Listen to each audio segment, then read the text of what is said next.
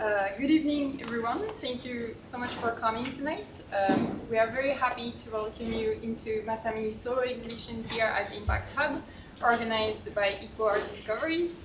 The exhibition is going on until May 31st, and our roundtable tonight is part of the program.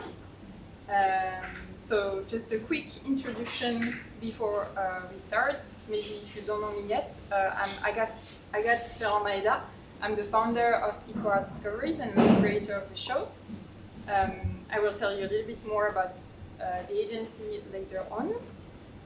Today we have a great roundtable for you with great guests who are sharing their insights. I'd like to thank our venue partner, Impact Hub Tokyo, who is hosting us in their space. And to show them our support, we kindly ask you, if you haven't already, to please have a drink at the cafe later on after the roundtable. We have another great partner tonight. I would like to thank Toho Léo, who kindly accepted to join us and share their insights as well. Toho Léo is a company that aims to create spaces for creative global citizens. And I will let Sha Chen say a little bit more later on. She will present much better than me. So before we start with a few opening remarks, so I will do a few opening remarks to set the theme for tonight. Each speaker will then share their work, and then we will do some moderated talk, then followed by the Q&A.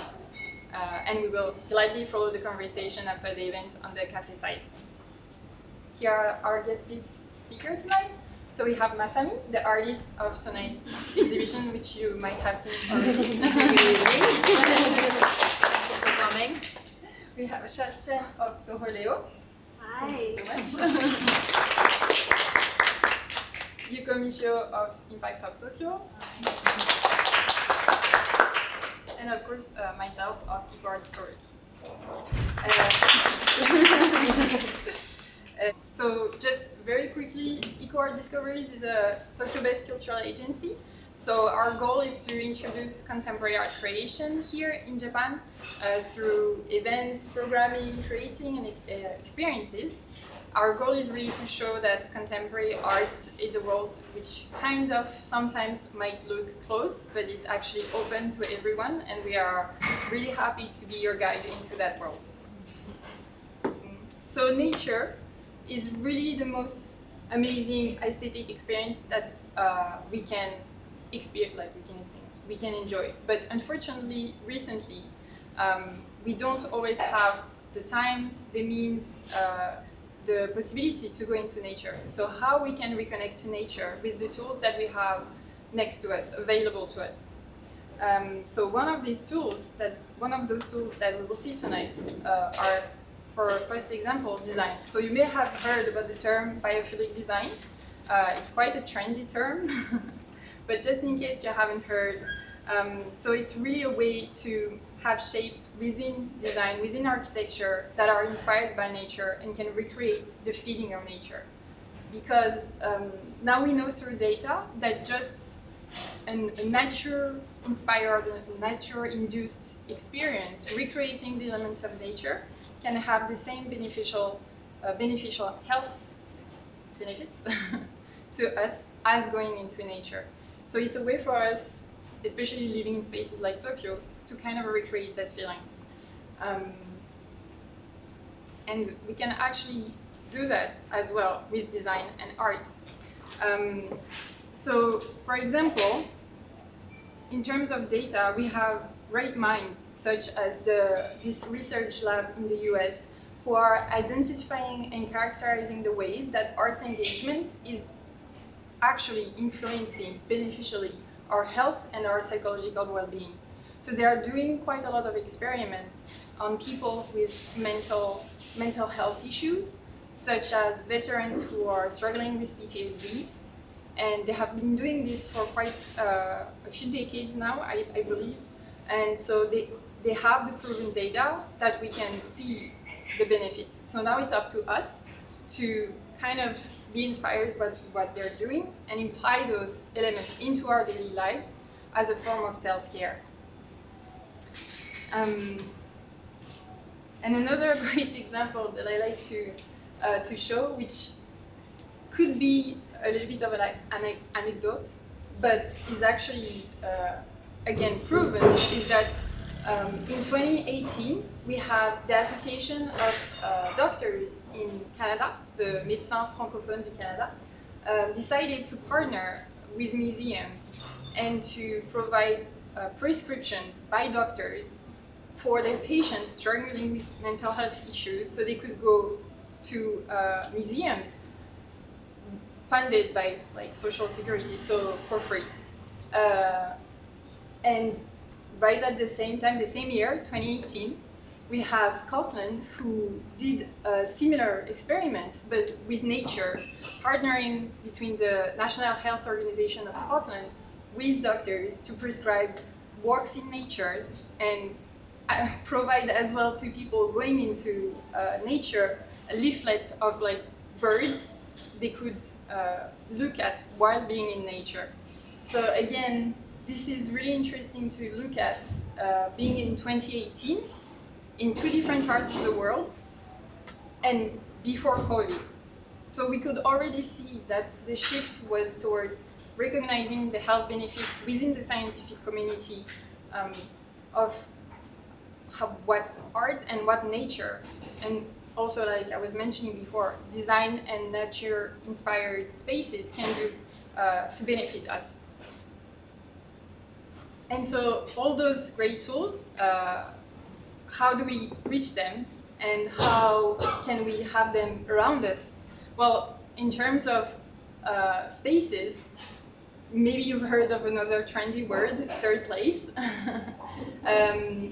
It's really about having those spaces available to us. As I was mentioning, we cannot go into nature whenever we want. We cannot maybe have the possibility to go away from our work or our daily lives. So we need, especially since COVID, we know that we need those communities, we need those spaces so we can come together, grow together, and exchange like what we are doing tonight. And I thought about sharing this definition of the first time that the word third place was used, which is a public social space outside of home and work where people can gather, interact, and build relationship. But I want to mention that this was in 1889, and so what might have been true back then, now we know, after COVID, after remote working, after teleworking, after being so isolated, now we are in a very different time. And so I think this is a great starting point for the conversation that we can have about community, but it's also like a really great starting point and inspiration. So just like what we are doing tonight, it's another way of reconnecting to nature by interacting together and finding ways throughout the tools that we have to include it in our lives. And I wanted to share a quote which I think is quite interesting by this researcher about third place again. So what we need are places where people can repair and make whole again their cultural roots, as well as create new traditions. And especially, it's a place where people can figure out how they want to show up, both individually and collectively, and also have the change to imagine their future. And this is exactly what, again, like kind of what we are trying to achieve tonight, and kind of trying to achieve with events in the art community and making, I would say, like social impact, if I want to reuse also the terms of Impact Hub. It's really about finding ways together how to move forward. And so I think that will be all my opening remarks for me. That was quite a lot of information. And so I will let Masami talk and present her work and how art, as I briefly mentioned, can be a tool to reconnect to nature. I'm Masami, an artist, the visual artist, also expert in my work here at this moment. I'm not, I don't know if I can say myself an artist, but I'm just a creature on this planet. Really. So my artistic exploration is centered on the life force and its power, as well as the light and the frequency and its freedom. And why I'm doing that? Because since I was a child, and I have perceived phenomena of life through light. So that experience, still I have the experience, and that drove me into a mysterious world of existence. So, and when I was small, I felt regret that I was born on this planet, because I wanted to go back to the planet from where I came to the Earth. But as I grew, I understood my mission is kind of I create energy art bombs, and which is kind of essential to our planet. And kind of I want to spread this one throughout the world. And so that's what I have been doing. So also I research kind of an invisible power of art, and it's the immortality. So mainly I work on an installation. Before I explain, so my work is just like a simply life force. So this is not only connecting to the nature outside of us, more like inside of yourself. So we have nature inside of our body too. So first coexist with the nature or environment outside of you. We need to really connect to our soul in the nature. So my work is kind of like really the vibration and the frequency. So this invisible power of art, it's immortality, and it going to you. So we don't see, but I'm sure reach to your soul. And then kind of like, hey, and wake up. It's something like that. And I'm using like a natural fiber and a copper fiber mainly. And I'm working on like a silk screen, like printing work and a ceramic, and the welding the metals and creating sculpture and creating sound and video and photo. I'm using a lot of different mediums. So here I can show you some example of work, my installation in the nature. So this material is copper. And I exposed this work in a monastery in France. So that one is copper too. This is another monastery. This is where? In France. In France. Yeah. And this is the material is like it's called baguette. The cane sugar fiber. So I'm just prepared textile with the baguette, and I made a sculpture. So this is the Reunion Island. And this is the Reunion Island, also where I'm living. And the material is called choca vert. And it's kind of like a family of cactus. And maybe do you know sisal fiber? And we use the material to create the rope, usually. But this is like a choca. But people in Reunion Island, they used to create the rope with this material. So kind of I extracted fiber from like more than 1,500 leaves. Mm-hmm. And I extracted fiber with the traditional system. Yeah. And then I just I needed to connect it to the paysage, the landscape. How? Sorry, I know I said questions for later, but I'm curious, just to understand, how do you choose a material for a space, a landscape? In general, I work with fiber, natural fiber. So when I go some other countries to work, and the first things I do, and I'm looking for the natural fiber, the plants or something in that country. So I found this shoka, I found the baguette, like a cane sugar, and I found another, it's called vakwa. It exists in Okinawa as well. And vetiver, I don't know what it's called in English. So yeah, I found several fiber in Reunion Island, and I've been working on them. So this work kind of like that time I didn't want to use any materials, or I didn't want to buy the materials, but I still need the plants and the fiber.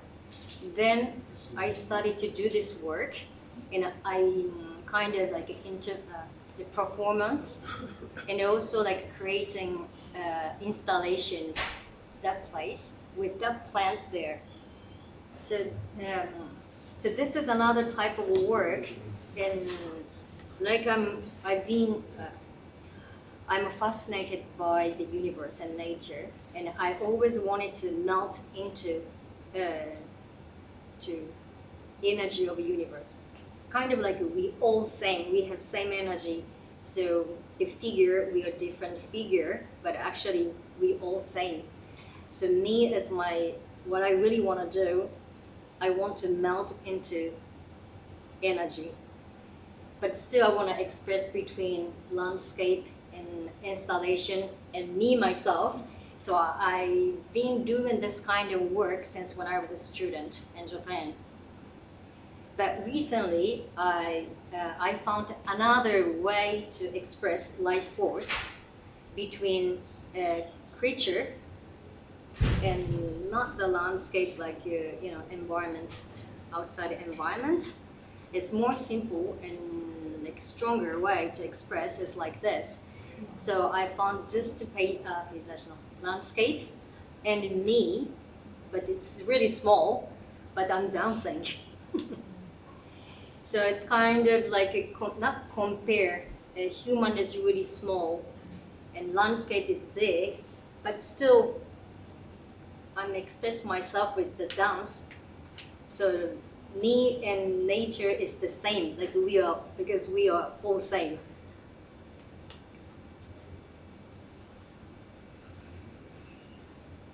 So this is another one, but it's like I don't know. You can see. There. So this is another work, is like a monumental work, and inside, this is the airport in the Reunion Island. So I'm doing this kind of work too. So the title is New Consciousness, but this is like a really hanging, but I showed this work really close to the floor. So kind of like interactive installation work, so people can play with this piece.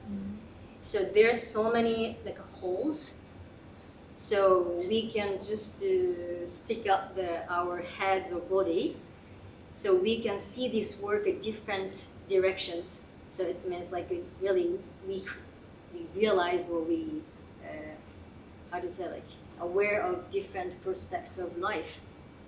And also encounter, two people. This is going now. Yeah, it's going now, yeah. So this is the project I'm doing in France now. Since 2 weeks I started to do that. So this is the work, this can be in the forest. So, but I'm using like recycled materials, and I don't know how I can explain, but this organization or art center, it present now like 150 artworks in the forest, in the 6 different villages, not villages, really in the forest. And so this year, like 27 years anniversary of this organization. So I'm in this program 2025, and so this work can be part of in the forest. But a little bit I was struggling to get in this project because like so huge forest, and I didn't feel well to install like this not completely natural material, and also the work can stay more than 10 years, 15 years, 20 years. So I hesitated, if it's a good idea or not. But since I encountered, because I can see spirits as well, spirits of nature. So when I visited the forest, I met one spirit. So I created him or her, and the work can be a part of a spirit in the forest. So kind of the energy can be there. And this, I will present 2 different workshops I do with school children in the primary school and kindergarten. Yeah. So this is project of education. The oceanographic education programs. Yeah. So we worked with materials from the sea, and natural material, and also garbage.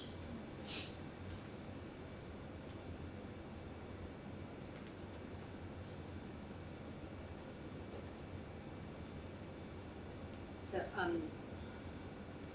but this project is quite difficult for me. How I can,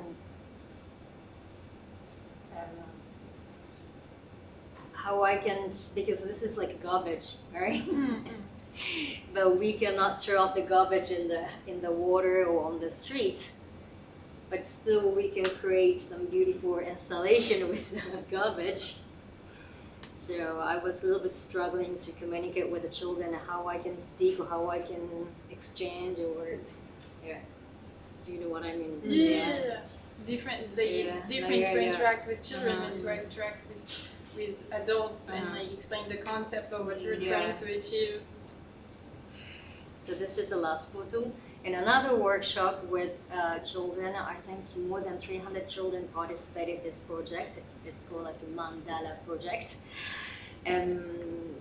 We used all it's not the garbage, but the how do you say it? Not garbage plant will fell off on the ground to a little bit feel the nature and the shape and texture, the smell, and so how we can play with the natural elements. So this is my work. Thank you for listening. I think this is just, thank you so much for sharing, and I think it's great to end this kind of presentation, introduction to your work with a workshop with children, especially with mandala, which is also like something that we know now adults go back to mandala and coloring books to fight stress. And it's a great way to show that reconnecting to nature is not only something that we need for adults and our daily lives, but it's also something we need for kids. And especially dealing with, like you said, maybe waste, like dead, like leaves on the ground, it also brings the idea of the reconnecting to nature is also a cyclical movement, and it's like the life cycle of a tree, the life cycle of like the leaves, and going back to the earth. And it's a great educational moment as well for children to reconnect to nature through art in that sense. So thank you so much for sharing. So now I believe we will leave the room to Sha Chen and Toho Léo. Thank you so much, MASAMI. I think it's really inspiring. Yeah. And I think you're showing something like reconnecting to nature through art. So I think what I'm going to present here is something more through community and place. So first of all, let me introduce myself. My name is Sha, and I'm with Toho Léo, along with Alisa-san sitting there. We will be introducing some of our projects. I'll not say what kind of company we are, but through the projects we've done, probably you can get some ideas. And first of all, myself, I'm interior designer working in Los Angeles before, but currently I'm doing business development in Japan. So my goal is to exploring the boundary between business and design and how great design can add value to the people and also the community. So I'll be introducing two projects today, pretty different projects, but it's showing the same type of philosophy. So this first project is called Sled Park in the Yuko area. I'm not sure if you guys are familiar with this now. No one has ever been there before? Okay. So this area is called very famous, Marunouchi area. It's one of the most important business district in Japan, and also one of the most expensive street in Japan. And if you see here, this is the JRU Luxury, and this is the Nakadori, which is the main street of Marunouchi area. And the block here is the Tokyo International Forum. And the two buildings that are involved in this project is the Shinkukusai building here and the Shin-Iseki building. And in between those two buildings, there is a very thin, tiny L-shaped gap in between. There weren't really anything in there. It's just some bicycle parking and no one doing anything in there. We thought it was such a waste. So in collaborating with Mitsubishi and the other very great design firm, OpenA, we created this community park, and we named it Sled Park. So Toho Léo's role in here, we were responsible for creating this biophilic design, both interiors and also exteriors. So the L-shaped part here is the exterior space. But we also have an interior lounge featuring biophilic design, connecting the interior and exterior space. At the same time, we were trying to optimize the overall design based on the operational needs, because in the past 2 years, we were the one operating the site as well. So these are the before and after photos. You can see, seriously, there is nothing wrong, but not really exciting place. But we know Marunouchi area is such an expensive area, it's such a waste. But after the change, it's a community park open to everyone to use it freely. I stop by there sometimes, and it's really interesting to sit in there and see what people do. Some people having lunch, and some people having Zoom calls or meetings.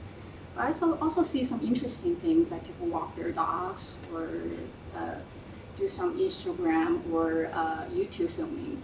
So that's something really fun to see what people do in our projects. Actually, this project is not a single case representing the relationship between green and community. Actually, it's the whole overall Marunouchi area Mitsubishi has always been doing, and they're doing a really, really good job on it. If you're looking at the photos here, we have the 1964 photo. Nothing wrong still, but there's no trees and nothing exciting going on. On the other hand, we have the recent photo showing tons of greeneries, and there are also all type of events going on always. So the Sled Park project emphasizes the same type of commitment to integrating nature into urban development and recognizing community engagement as a key component. As as I mentioned, we also in the past year, we were operating the site. Other than the everyday type of operation, we also hosted a lot of different events in there. We tried all different things. We see some whiskey drinking events, or some Christmas market, art event, talk session, dancing event, all type of things. So the notion here is we don't think the project finished when the construction is done. It actually started from there. So we think it's a blank canvas for the community life. So we don't define how the space should be used, but instead we welcome and enjoy seeing people use it whatever way they feel fit. So if to conclude the project a little bit, in general, this is our machizukuri, the placemaking type of effort to connect people with nature. But it's really important to see we are not just literally copying the trees or whatever's in the nature to our space, like putting a tree here, putting a greenery in there. That's not what we do. Rather, we translate. We translate the natural essence with an understanding of the community, the context, and invite the community to be the co-creator. So I think it's a really big difference between simply copying and translating. Understanding the community is a huge important point here. Maruno area always have a lot of interesting events going on. Right now it has the Golden Week events. If you haven't been there yet, you should check it out. But please also stop by Slip Park and sit there and see what people are doing there. It's quite fun. So this is, it was the Slip Park project. Now we are looking at another project called Kudan House. It's a very different project, but like what I mentioned, it has the same type of philosophy behind it. This project, or I would say this house, it has a really long history, so please allow me to go through the history really quick. So it's called Kudan House right now, and it's a registered tangible cultural property. And it's owned by Yamaguchi family. It's completed in 1927. So 2 years later, it will be the 100-year anniversary for this building. It's a Spanish-style building. It has some very significant history points in here. So 1945, we know what happened. It's the Tokyo air raid happened on March 10th. At that time, a lot of the houses were built using wood.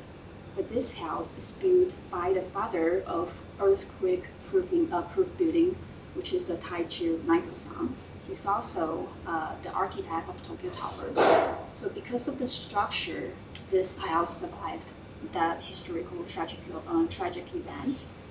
And then post-World War II, it was temporarily used by the GHQ. And then after the GHQ, it was restored or returned to the Yamaguchi family. And in 1963, Yamaguchi family, they restarted to live in this house again. But you can see it's quite a big house.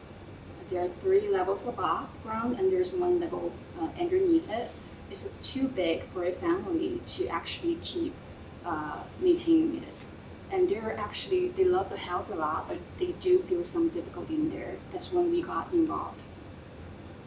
So we started a JV with Tokyo and Takenaka. We invested some money in there to renovate the building. And the point is not to give it a completely new modern look, but rather to keep its original beauty as much as possible.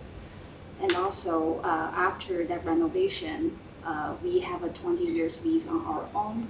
The goal is to create a sustainable business plan to keep this building running, to preserve it, and to leave it for the community to use it. And right now is a membership club. It's a luxury business salon and also an event space. So in addition to the beautiful architecture, there is also a beautiful garden in there. There was nothing in the garden originally, but we decided to create a Japanese garden in there. So we collaborated with Kyoto's landscape company called Inohana Musoen to create this beautiful Japanese garden. And the Japanese design principle is highlighting seasonal changes. So this is quite beautiful. You can see in the spring, you will see the sakura trees, and in the fall time, you will see the maple trees, the leaves, really beautiful. So, and also because we have really, really huge windows and really nice access to the garden, we can have the access to nature not only from the outdoor area, but also from the indoor area. This is very similar to Slip Park in the way that we keep it open to the community to decide how they want to use it. We see all different type of uses. For example, this one, we see Ishigami Junya-san. He's the famous architect. He created this really beautiful artwork leveraging the garden space. And also, we hosted dinner events, for example. And some brands decided to use the space to invite their most special VIP clients. LGBTQ type of events, traditional Japanese type of events, art exhibition, even tea ceremonies. So we chose, at the beginning, we chose a very neutral name, Kuden House, with the intention of inviting the community to use the space in whatever ways they feel like it. So those were the two projects of ours. It's about reconnecting to nature, but if I want to give it a summary, I would say this is by the community and also for the community. Thank you so much. It was my pleasure.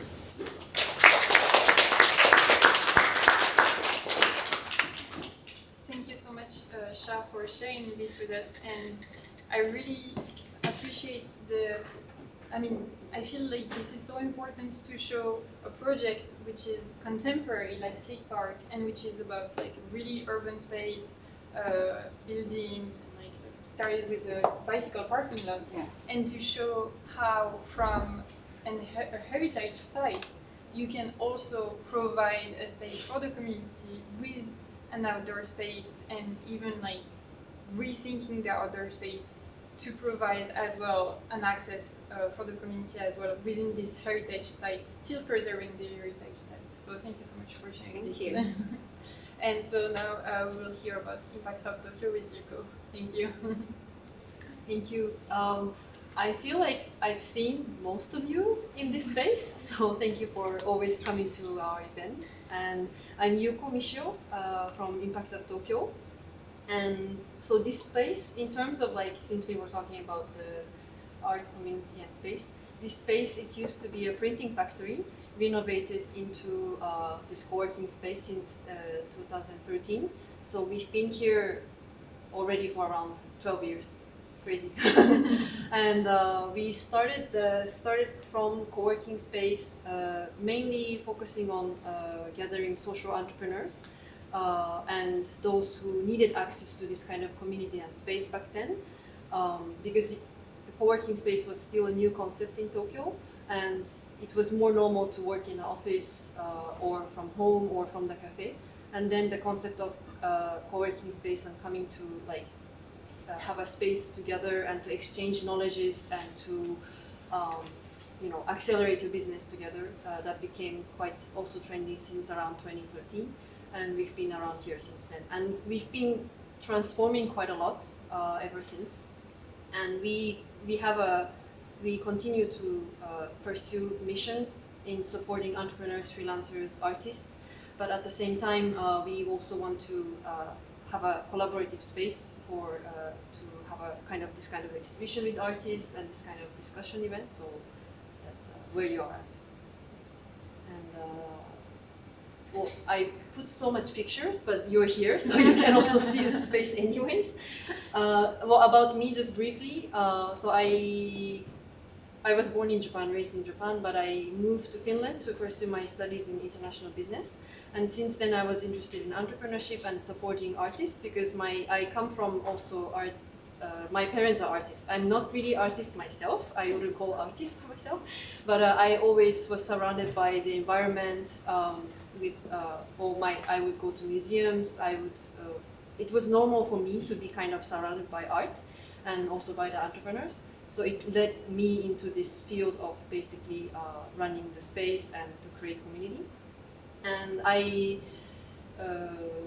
so I've been in charge of sustainability-focused entrepreneurs programs and leading the circular economy related programs and events, and also launching the cafe and artist in residency. And last year I became CEO of this place, so I can do also more what I want. So pursuing this kind of events, and yeah, I'm very excited for the whole journey that I'm in right now. And briefly talking about the structure, since we do so many things and people are usually a bit confused, I try to explain a bit more clearly. So we are committed to basically really providing the opportunity and space for the change makers. And we really want to continue making impact to the society through the people and through the space. And we also want to challenge the existing systems. So that's why we try to have events where we discuss about the current matters, and also some workshops, collaborating with other organizations. So that's very important. And then we also try to really bring people together locally and globally. So as you can see, we are a very international community. We have mix of Japanese entrepreneurs, mix of international entrepreneurs, artists. So that's also very important to us. And then we really want to support them in their, so that they can be unique and by themselves by being here. And Agathe was mentioning about the third place. I think this is third place. I mean, there's many definitions, but this, I think this is a third place. But in terms of like the space, so we provide co-working space and we have a cafe. And now, since we opened the cafe since 2023, this is actually a new part. It used to be more closed only for the Impact Up Tokyo co-working members. But we opened up the space, so it became more open to the local, basically. And then in terms of like for co-workers, usually people come here seeking for community and also space away from home or office. So it's not home, it's not office, but it's the space where they can be themselves, they can talk about their struggles, they can share, they can consult with other people who maybe went through the same hardships. So that's, I think, really important to have this kind of safe space where you can express yourself. And but it's not really like for this space. It's because third place definition was about away from home or work, right? But in 1889. Yeah. But now, So, yeah. I think many people are here also. Work and life is kind of becoming really seamless. Like the more I feel like, especially in Impact Up Tokyo, there's so many entrepreneurs who are who have clear missions and in what they want to do or what they want to solve in social issues or tackle climate change. The more your life is aligned with the mission, it becomes really seamless. Like your work is like your life kind of, and then of course you need to balance it, but then it becomes really seamless. And but then of course you want to be maybe a bit away from home, and you need some different environment that you can be more inspirational. You can really, as I said, like that you can talk to people. So that's the space, the kind of space I imagine that it's really important, especially in the center of Tokyo where there's so much things going on, and you don't know where to go maybe when you arrive to Tokyo. So that's the kind of space I really imagine to have here, and also potentially to expand this similar kind of concept in other locations in Japan or even abroad. Yeah. And the structure-wise, I don't know if this makes sense, but we have co-working space business running, and as part of that we have the cafe that you had a drink. Thank you so much. And we have also we run entrepreneurship program, collaborating sometimes with the company. So the company wants to support local entrepreneurs. Then we have a know-how, so we would support designing the programs and executing the programs. And then what I'm also trying to fully launch is the art programs. So this exhibition is part of the gallery program. It's not really residency because you didn't create the work here, but then you're presenting the work here. But it's also very important that you have this opportunity to showcase your work in Tokyo and to have this kind of events and to express yourself. So this is the program that we would like to do more. And then another one would be the residency, where artists will have space to create artwork here. And then throughout the process, they can explore and they can showcase the work. So that's the structure. Yeah. Yeah, but for the business model-wise, it's more about co-working space and programs. And art programs, we are trying to figure it out. Yeah. It's a journey. Yeah, it's a journey. Yeah. So yeah, sorry, it's a bit repetitive, but in the summary, we provide co-working space and private offices. So this is 2 floors. You're in first floor, and we have second floor where it's also co-working space and private offices. And we are actually government accredited incubation space. So if you have certain credibility as a startup, you can apply for certain subsidies that is provided by the Tokyo government, for example. And we have good vibes. I wrote it by myself, but good coffee. I hope you're enjoying it. And we have inspiring events. And we are, most importantly, we are a global network. So Impact Hub is originally from London, and it's all over the world. So if you are part of, for example, Impact Hub Tokyo, you could travel to other country, and if there is Impact Hub in that country, you can also visit. There's certain conditions, but you can use the co-working space and connect with the local entrepreneurs, so that's very important.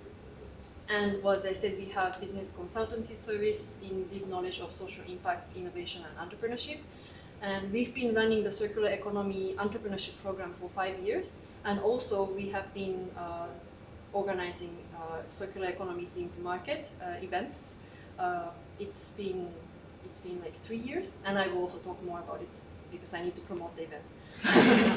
And then lastly, I want to have a more creative space for artists and residencies opportunities. So that's the summary. And the pictures, but you're here, so you can. But the vibes are a bit different. So we have basically you can choose your moods. Like you can concentrate in in the corner of the space. You can go to the cafe side.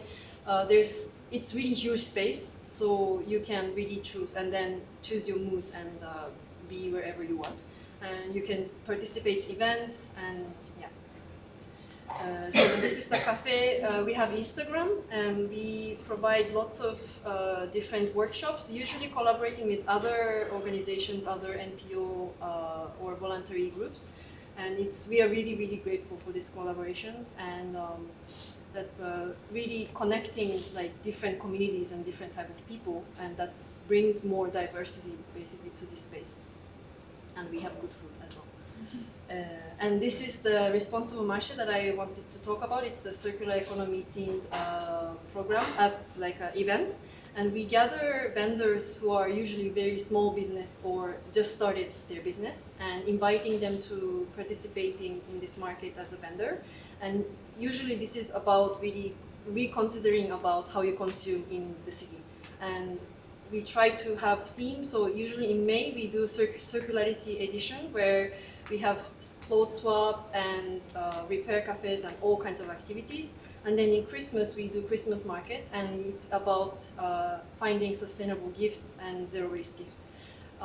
And we have our collaborator behind who can talk more about it maybe later if you have more questions. But we have a next event already coming next week, next Saturday on 17th, so please mark it in your calendar. It's a really fun event and so many activities. And this is also circular economy themed, but this is the program that I'm running in Shizuoka, in Hamamatsu City. We are supporting really local entrepreneurs who are just started business or have ideas, or even business owner who wants to transform their business more into circular economy theme. And it's it's Japanese program, but I just wanted to put it out here to showcase. And the artist in residency. This is the program that I launched in 2023.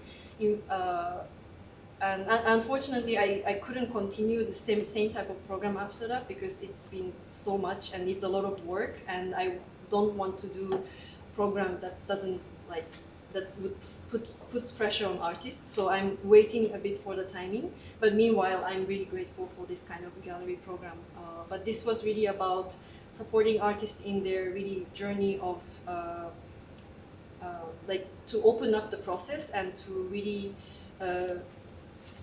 have an opportunity to explore basically in their art style or in any research that they're doing currently. And we had dancers, we had photographers, so many different type of artists gathered here to create and to showcase their process. And but in any case, I really want to have more.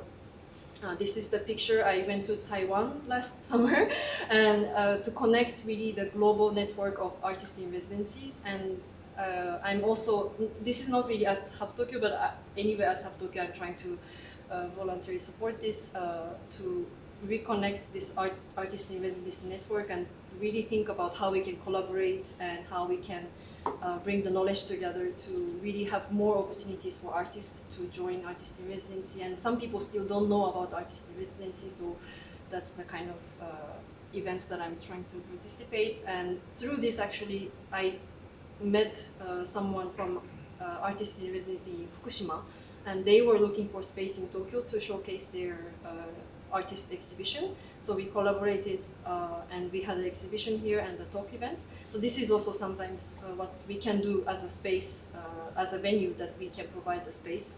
If the other residency or other artists are looking for space to present, we are really open to talk about it. And promotion time. We have next. We will talk about artists in residency for like young artists and what organizations should be. Like the culture initiatives and creative networks. So how can we support the young artists? We will talk with the amazing panelists. We will have a talk event. It's going to be bilingual. Yeah. On 28th of May. On Wednesday. So this is also something could be interesting for everyone. Those who are artists or those who are in creatives, please join us. It's this month, and also you can come back for the exhibition as well. And this is without side events, but not side events. Sorry, this is the side event, but this is the main event. This is you can also access to this event online. We're going to have the Artist in Residency Global Network meeting in Osaka, Expo Osaka, thanks to the support of Netherlands Pavilion. So I'm not asking you to come to Osaka, but there's going to be online streaming, and partially it's going to be bilingual. So this also could be interesting to explore the opportunity and think about what is Artist in Residency, what other opportunities there might be, the meanings of organizations and networks. So that's an interesting event that I'm putting up, and I'm also going to be joining this as well. So sorry, it got sidetracked a bit, but thank you so much. And yeah, if you have more questions, please ask me.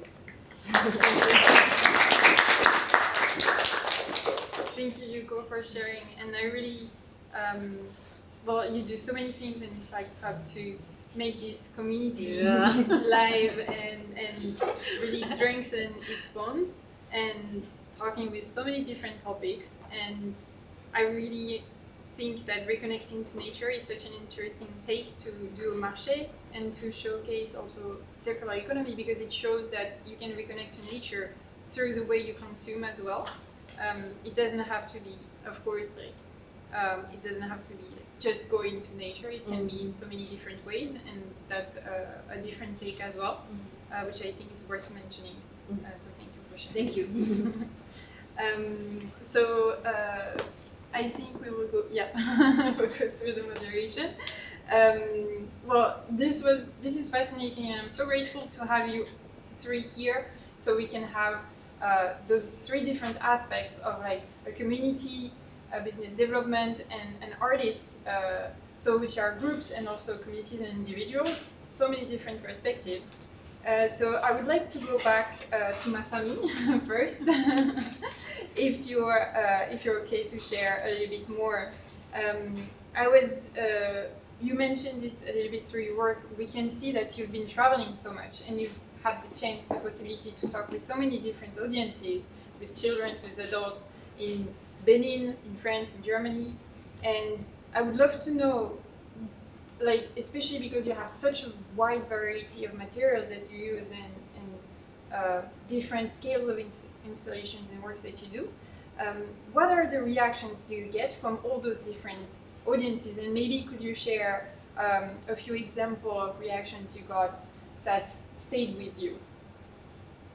Kind of my memories. Kind of like it's very like a strong. You were mentioning like the energy that you have that you're trying to share with the world, and maybe you had in some of the audiences you noticed someone who was really deeply touched by this energy and who really connected with the work that you did, and maybe it's like specifically a material, like especially a specific a material like you were mentioning the bagasse or the recycled work, those kind of things. But sometimes I had a really good moment at the opening reception because I think the artwork energy, or I don't know what the of artwork and the atmosphere and all people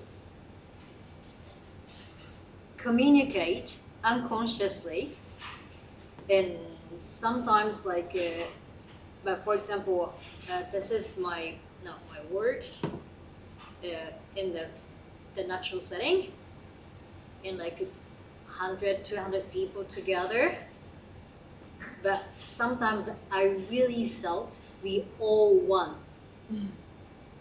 It's like a fantastic feeling. It means like art can share, or art also can connect people together too, kind of like a,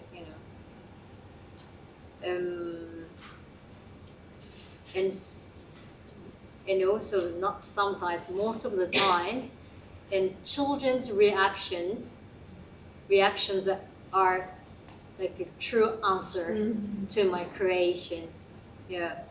And I'm working with the energy, or kind of like I'm creating the light and weaving, or knitting together and creating a shape. At the same time, I'm using like almost sixth sense inside. I'm using invisible. I put the owner energy inside, like smell and sound, or it's like the eating like a taste and everything. And so just a few examples, when I had exhibition black and white, but when I created, and I put lots of colors inside of my work. So one boy came back to exhibition again and again during the day, and at the end he started to speak his own language. And I asked his dad what he's talking about, but the dad, he doesn't know. He had no idea what he's talking about. And I talked to him, what does he mean, what does he mean? Actually, he caught and lots of colors inside of the work. And so he explained to me, and these work is kind of express the fun, enjoyable, or like adventure in the life. So exactly. And for example, other girl, and she was like sitting beside the sculpture of copper, and she was there almost 3 hours, and seriously 3 hours. She didn't move, and she started to touching my sculpture, and she started to sing. Whoa, that's interesting. Yeah. So the sound I put, she translated. She translated. Translated, yeah. And also sometimes like children, this work smells good. Or I can smell something like this kind of smell, or I can hear the music from the sculpture. So children really caught my intention, like an intention I put they inside. receive it differently. Actually, I'm quite interested in the connection with maybe State Park, because you mentioned that sometimes you go there and you have you like to watch how people interact with the space, and I'm quite sure like children have such an interesting way of like taking over space and just making it their own. I believe it would be the same at State Park, and seeing the children like run around, and it must be like such a joy to see children interacting with the work or interacting with the space you designed, and like seeing it come to life. Yeah, I think so. Thank you so much. And actually, I've seen dogs, I've seen people. Actually, children not that many. That's my I love to see those children. If they spend time in there, that would be lovely, actually. And actually, I would love to ask you more about Sleep Park as well, because you were presenting and we talked a little bit about that. One is a modern site and one is a historical site, and I thought it was very interesting to see that Couldn't House is more like a place where people go to like an address, like a direction. They have a point to go, but Sleep Park is more like a passageway. Yeah. And so, how do you navigate like programs and approach these two different types of spaces? You mean when doing design or when during the design, business planning? Well, if you want to share about both, I'm interested in both. Yeah, those are very different projects for sure. But I think the core is still pretty similar. Because I'm also a designer. When you design a space and do the business planning for a space, considering the users will be the most important part. So Sleep Park is in Magnoti area, so we imagine more people, the office workers in there. But Couldn't House is not in office street or something, but we imagine more artists or some other brands will participate in the space. So we consider a user and design and plan the space. And so both kind of go at the same time. Those, like I mean, the design and the business, the business. Yeah, we are operating those together. Together. Yeah. So those are we operate the projects too. We don't operate every single project, but for very challenging projects like these two, we want to showcase how we can do this right, how we can make this business plan work. So we are kind of experimenting at the same time. So actually, we don't operate every single project, but these are the two we are doing for sure. And coming from like the way that we operate the space, I go back to the Impact Hub Tokyo and all the events that you're doing. We touched a bit about the circular economy and also whether it's in here or it's through the consulting that you're doing as well, which is more connected to business and less open to the main public, I would say. Is there, if you could share maybe like a project that you hope to maybe do in the future within those topics of like reconnecting to nature that you haven't done yet and that you think would be great for the community members? Community members or maybe in your consultancy as well? I think, I talked about artistic residency, that's one thing, but along with that, we always wanted to make like a garden, community garden outside. So that's, you already have the community like garden kind of passage. But for us, it's really hard.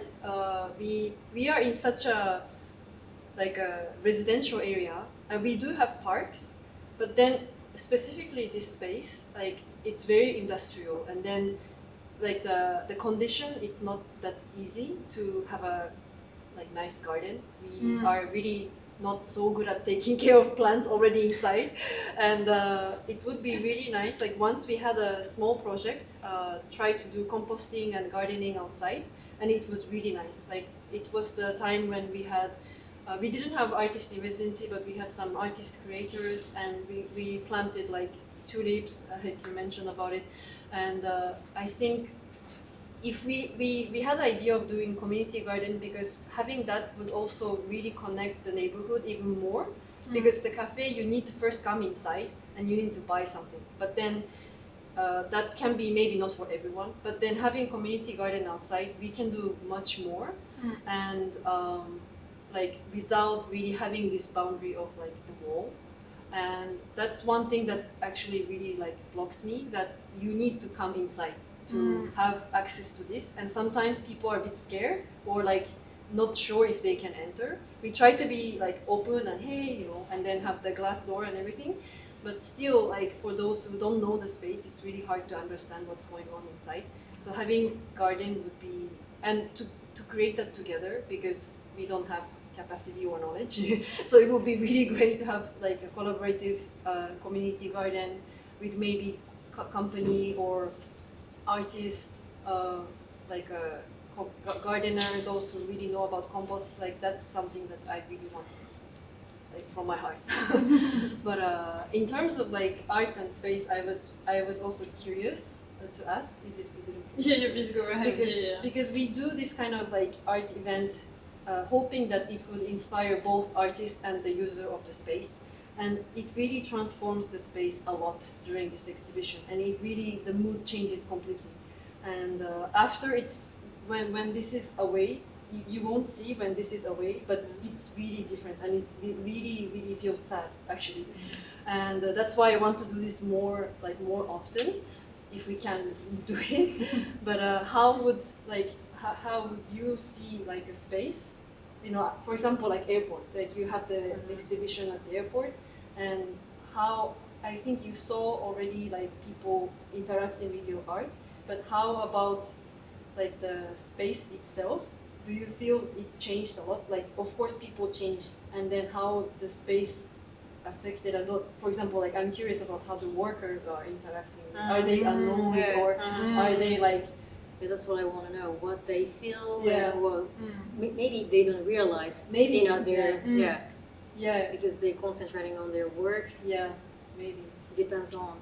So this place is like interesting for me. It's not art center gallery, more like living space, probably with a different audience. So if my work can touch to certain people here, it's really it's really great. Yeah. And it's kind of challenging place for me, but at the same time, a little bit I've been doing art for quite a long time.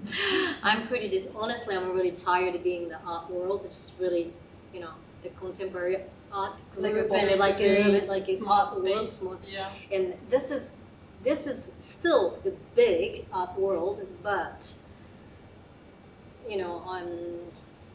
I feel like I want to get out of this place, and I want to reach to the different possibility, and also different kind of people, not only art. How to say, like art lover. Yeah. Not only those who know about art or passionate, but to reach out to more like different diverse people. Sure.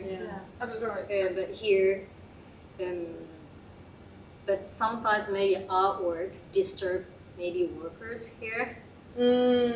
I don't know. It's like it's possible. It's possible. Yeah. It's possible. Yeah. Yeah. But I think it's a interesting combination. For sure. But to be honest, this exhibition really works well with the space. And usually when we try to do exhibition here, I try to tell artists that they just use, like, as long as it doesn't disturb our facility, like they can use anywhere. And I try to give much freedom as much as possible. And I think, if they are annoyed, maybe it's we need to communicate it more as a as a space manager. But in any case, I think usually it's we get many feedbacks usually after exhibition that they're like, oh, it's already over, and then like usually because when they're working and they need some usually they're so concentrated they might not notice, but then sometimes when there's artwork they can just be like, oh, and then be away from this like headspace. And that's really, I think, impactful. And we get so many feedbacks that they really prefer during the exhibition, having the exhibition here. But actually, one member got so inspired that they left membership. She said that I was so inspired and I want to do more. So she left. She left Impact Hub. I was like, okay, good for you. But it was a very interesting feedback. So I think it's that impactful. I think it's really interesting because it connects with so many things, because we were talking about your work, and I remember about this exhibition that you were mentioning that you really wanted to go from installation work, which is outside, to bring it indoors with more smaller works and go maybe in 2 dimensions to get closer to people. And I think it's also fascinating because the artwork is here, like we organize it so people can see it. But then the biophilic design is like something that it's there. It's so thoughtful and like designed in a way that to make people's lives smoothly, it's like easier to go through without them noticing. And I think it's very interesting to have those two perspectives because both ways are ways to reconnect to nature, whether through like inviting you to enter MASAMI's inner landscapes in a brief moment during your workday, or without you noticing, maybe through the bench you're sitting on, in the area you're sitting on, that is designed like curved. So you don't know, but it's reminding you of a tree, it's reminding you of an experience being outside, being in nature, and giving you benefits that you probably don't even realize. So I really like this duality of the two. Yeah. Maybe we can start accepting some questions that we might have in the audience. Don't be shy. Yes? For MASAMI. My name is Kiera.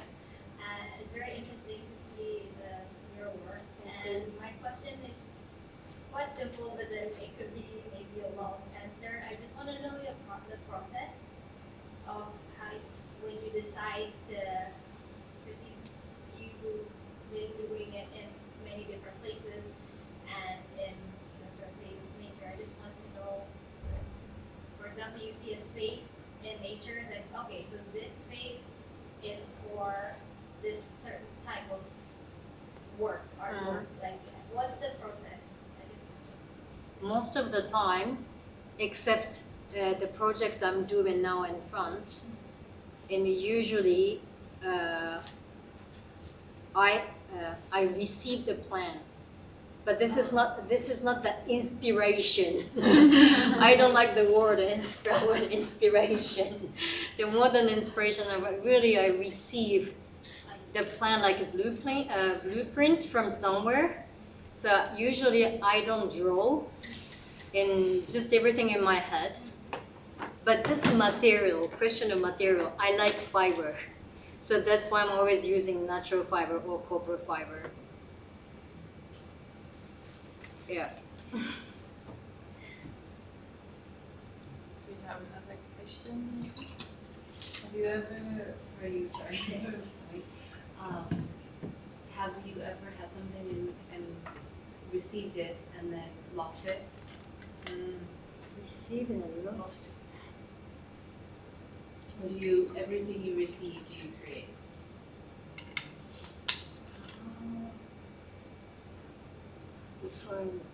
Everything I received,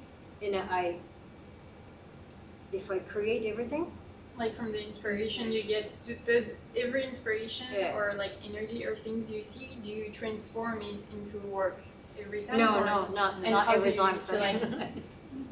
How do you select which one goes into, which one manifests into a work? I don't know. Everything is natural. Everything is natural. So kind of when I need plan, I received that plan. The plan is So you receive it one at a time. Yeah. Okay. No. That's nice. Yeah, that's nice. Yeah. But recently, no. Because I became human being. That's a long story, so I don't talk. Okay. Yeah. Actually, I'm interested in the materials that you were mentioning because I wonder, I don't know if maybe Shai can share about how you how you select the materials for like a project, but I'm really curious if there are similarities or huge differences between the way that we can choose materials for an arts installation and for like a living space. Of course, there is the durability aspect and like the interaction with the audience, but I believe that would be quite interesting.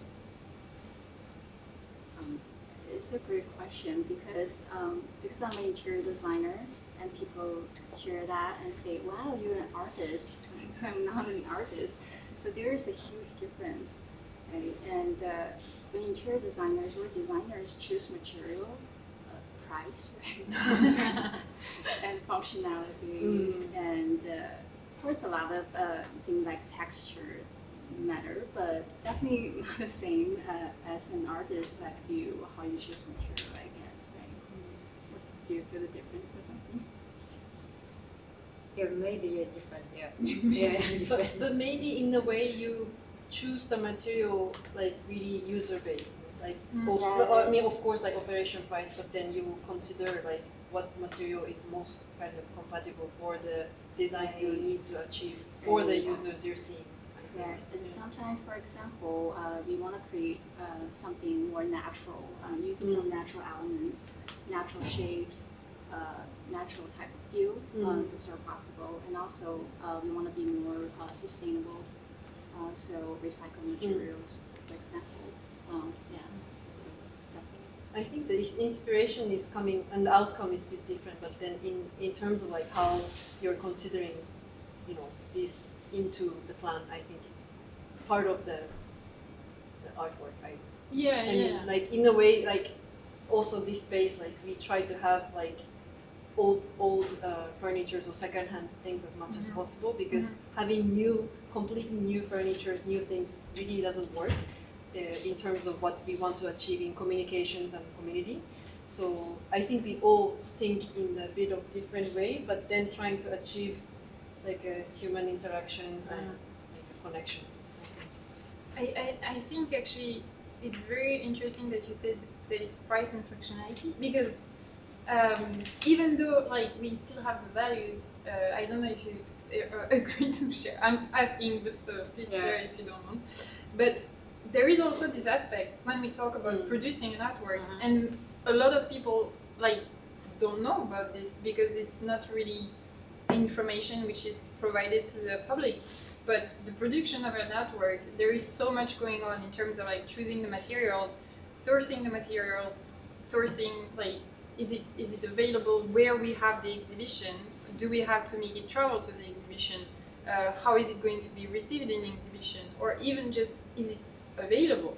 And you work with recycled electric cables, and I think a lot of people don't know that actually it's not easy to find electric cables.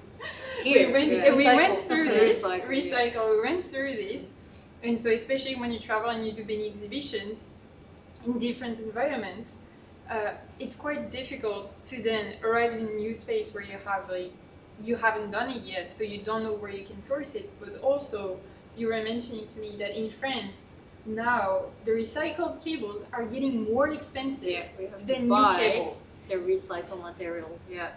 So price actually come into the questions because you're an artist, you're emerging artist, or like even placed artist.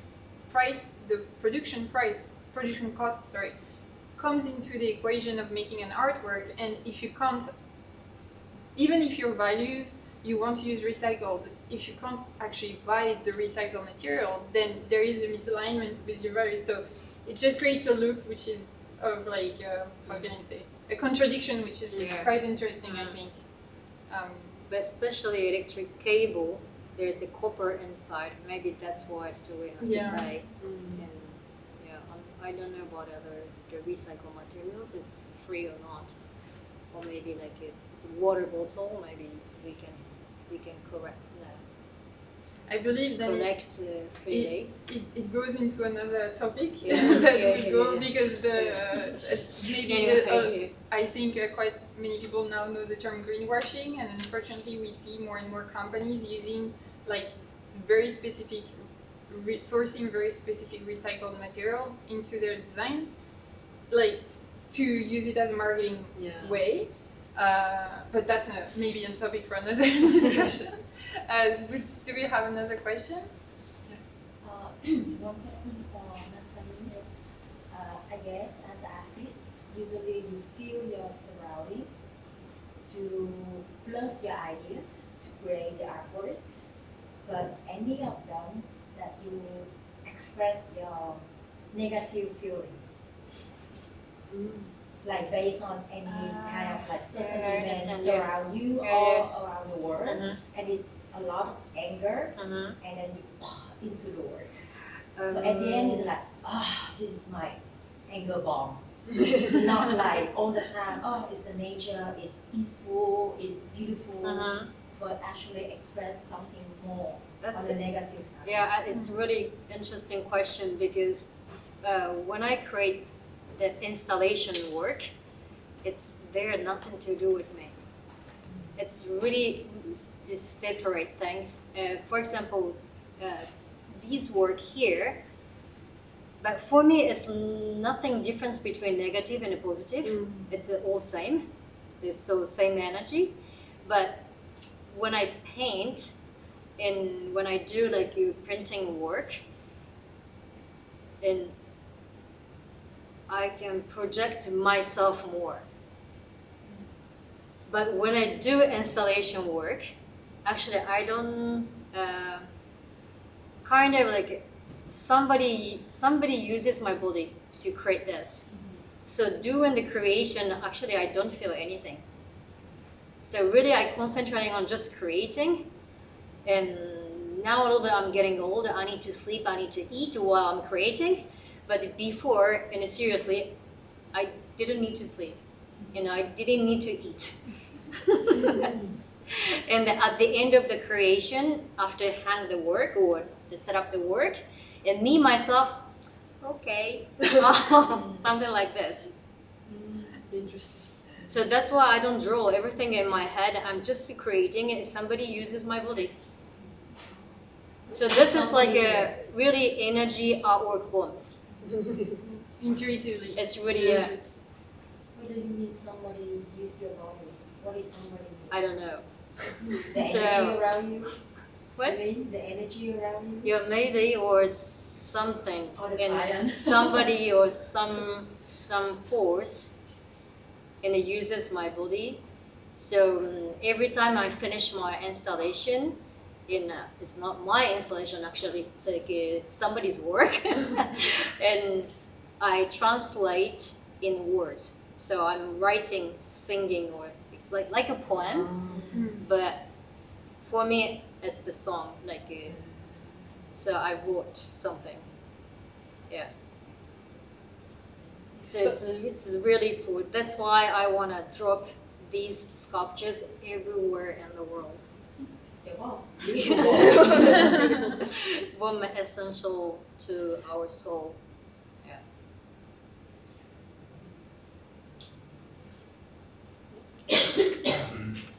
I have a question for kind of Sha and Yuko. It kind of goes more back to the third place discussion. I often hear the narrative that third places are dead, especially in the modern world. And if the original vision of a third place was public spaces where people are socializing, connecting, then those spaces don't really exist so much in the city, or at least the classic example is Starbucks calls themselves a third place, but then you go to a Starbucks, everyone's just on their laptops or studying or whatever. So yeah, and then even third places that are more natural spaces, I think of something like Miyashita Park and how it's it's a very beautiful, aesthetically pleasing natural space, but it's also underpinned by very capitalist logic. You need to go and purchase something, or you need to go shop at the mall before spending time there. So I often see these narratives of public spaces are disappearing and more they're privatized. So I'm curious, how do you both see, as you're both kind of managing spaces that are a mix of public and private, how do you see this balance? Because obviously you need to make money somehow, right? So there needs to be a business component to it, but how do you balance the need to have both public and private spaces? I'm trying to understand the question more. So the public and private, what do you mean by that? So I guess public meaning you don't have to pay to have access to the space. Yeah, so actually it's a very good question, and it's very tricky. For example, Smith Park, it is free for everyone to use it. So it is a struggle actually to make a profit using it. But right now it's okay, but it's such an experiment. But also we were talking about the value. The value is not limited to this back alley. The value is also related to the whole Marunouchi area and also the two buildings right next to it.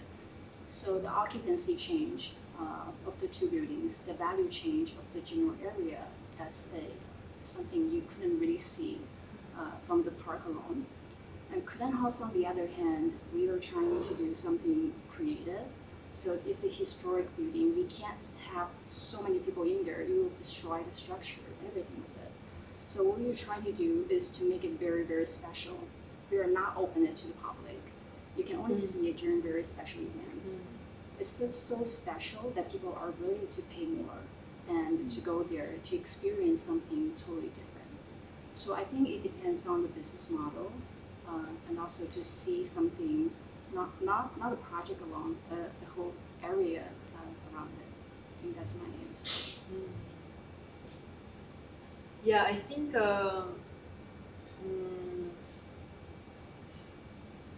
for this space we have a mix of the element where you really need to pay to use the space, but on the other hand we try to also provide like free events and we encourage to buy drinks, but then that's also for us to keep the space running and to keep the employees basically. For us it's really it becomes a bit really about business model, and in terms of this discussion, business model is important to have this space really up and running, unless we have huge sponsors or huge government support, which is not really the case sometimes. And I think run the space independently with the people who are really have a same value aligned can bring really how can I say? It's not like we created the space and please use the space, but we really try to give us kind of a space. In Japanese we say yohaku, but I try not to say, but give a space to explore basically, and trying to allow that to as much as possible to everyone, either paid user or non-paid user. And I don't know, the terms of third place, we have another terms now, it's always transforming and changing according to how the society changes. So I think it's something that always gonna be changing. So the concept of third place, co-working space, art space, it's the constant change is, for me, is the key. That you are open to change, you're open to